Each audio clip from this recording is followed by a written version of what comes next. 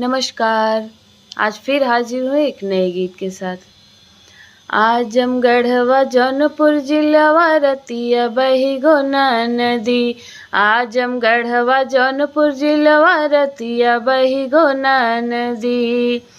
बही गोना नदी रे बही गोना नदी।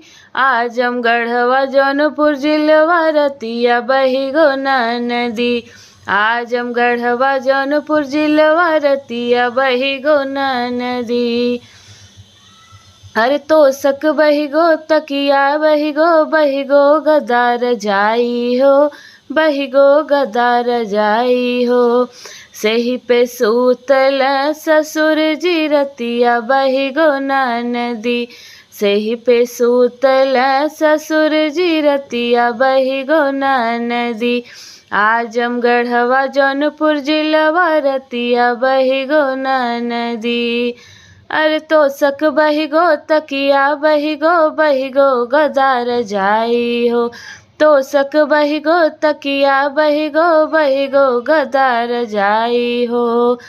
सही पे सूतल भसुर जी रतिया बही गोना नदी। सही पे सूतल भसुर जी रतिया बही गोना नदी।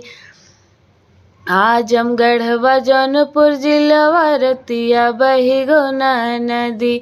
आजमगढ़वा जौनपुर जिलवा रतिया बही गोना नदी। अरे तोसक बही गो तकिया बही गो गदार जाई हो। तोसक बही गो तकिया बही गो गदार जाई हो। सही पे सूतल देवर जी रतिया बही गोना नदी। सही पे सूतल देवर जी रतिया बही गोना नदी। आजमगढ़वा जौनपुर जिलवा रतिया बही गोना नदी। आजमगढ़वा जौनपुर जिलवा रतिया बही गोना नदी। अरे तोसक बही गो तकिया बही गो गदार जाई हो।